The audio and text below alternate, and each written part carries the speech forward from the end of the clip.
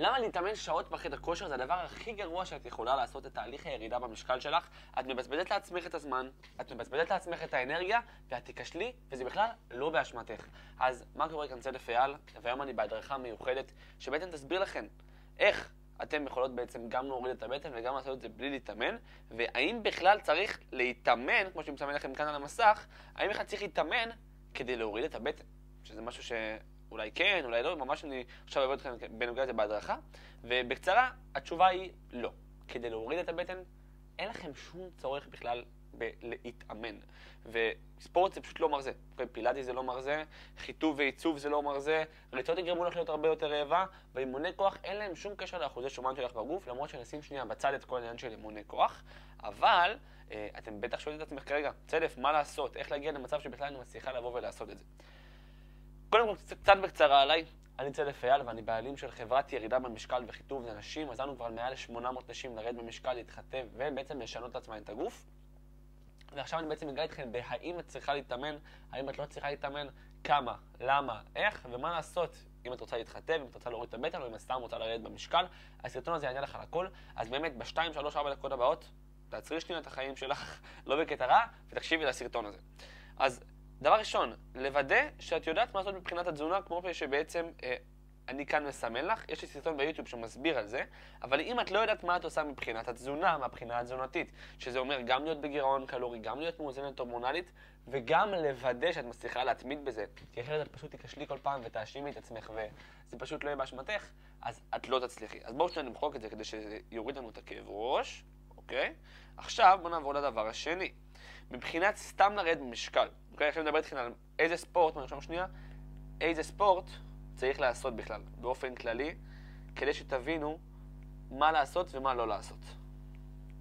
אם את סתם רוצה לרדת במשקל, זה 90% התזונה. כאילו אם את רוצה להוריד את הבטן, רוצה לרדת במשקל, את לא רוצה עכשיו ישבן, את לא רוצה עכשיו פס בבטן חזק, את רוצה פשוט לרדת במשקל, לרדת ממשקל 80 למשקל 65, סתם אני אומר, את לא צריכה לעשות ספורט. אולי צעדים, תמיד אני ממליץ לעשות אימוני כוח כי זה עוזר להתחתב, אבל אם את לא רוצה, את לא צריכה לעשות ספורט, אולי צעדים יומיים, שאצלנו בתהליכים אנחנו בעצם מגדירים. בואו נשים לכם את זה כאן שנייה. למה זה ככה עושה לי קווים?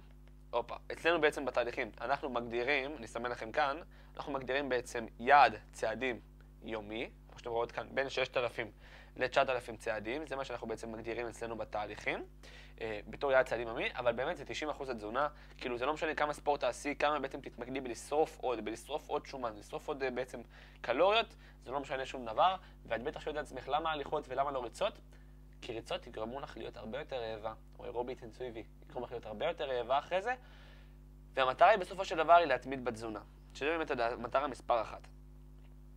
עכשיו בנוגע גם לחיטוב וגם ירידה במשקל. זאת אומרת, יש אצלי לקוחות שבאמת מתחדבות ויורדות במשקל, ממש משיגות פס בבטן, מה את צריכה לעשות אם זה המטרה שאת רוצה לבוא ולהשיג? מה שאת צריכה לבוא ולעשות זה בעצם 2-3 אימוני כוח כבדים בשבוע, להגיע למצב שאת מרימה לא יותר מ3 פעמים בשבוע אימוני כוח, כי זה סתם באמת בזבוז זמן מבחינתי, אם אין לך מטרה לראות כמו איזה בדי בילדר או שרירים בידיים, בכתפיים, בגב, 2-3 פעמים בשבוע יספיקו לך. אולי איזשהו יעד צעדים יומי בין 6,000 ל-9,000 צעדים, כמו מה שאמרתי לכם מקודם, שעם אימוני כוח זה כבר מה שנקרא הרבה יותר קל להשיג את זה, אבל זה עדיין 80-90% התזונה, זה לא משנה שום דבר.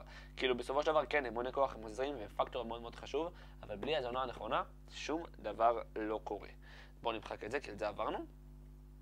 ואחד הדברים שבעצם אני רוצה לדבר איתכם עליו כאן, הדבר האחרון בעצם שאני רוצה לדבר איתכם עליו כאן, זה כל העניין שזה לא משנה כמה תעשי ספורט, אוקיי? כמו שרשום כאן. את יכולה לעשות ספורט פעם אחת ביום, פעמיים ביום, 5 פעמים ביום אפילו, אבל אם התזונה שלך באופן כללי לא נמצאת במקום הנכון, זה לא משנה כמה תתאמני, כי את פשוט לא תצליחי וכל פעם את תיכשלי ותאכזבי את עצמך. והאמת היא כאילו, כמו שאמרתי, זה פשוט כאילו גם לא באשמתך וזה פשוט לא יעבוד. לא בגלל שזה ספורט זה לא שורף קלוריות. יש לשרוף קלוריות ויש לרדת במשקל. לשרוף קלוריות זה דבר אחד, את יכולה לרוץ מכאן עד אילת, אני גר בתל אביב, מכאן עד אילת, לשרוף 1,000,000 קלוריות, ואת יכולה גם להשלים את הקלוריות האלה באוכל.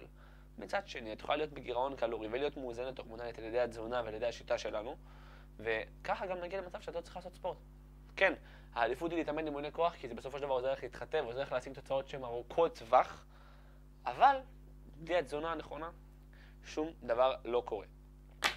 אז אם תתאמני 5 פעמים ביום, לסיכום, והתזונה שלך לא במקום הנכון, את לא תראי שינוי, אבל אם התזונה שלך במקום הנכון ואת לא תתאמני, את תראי שינוי. אני הייתי צדף אייל, תודה רבה שצפיתם בסרטון. אם הסרטון הזה עזר לך בשביל לעזור לי בעצם להפיץ את הבשורה, תלחצי כאן על כפתור הלייק וכפתור ההרשמה לערוץ. זה ממש עוזר לי להגיע לעוד נשים במצב כמוך כדי לעשות שינוי. נהיה כאן גם בסרטונים הבאים.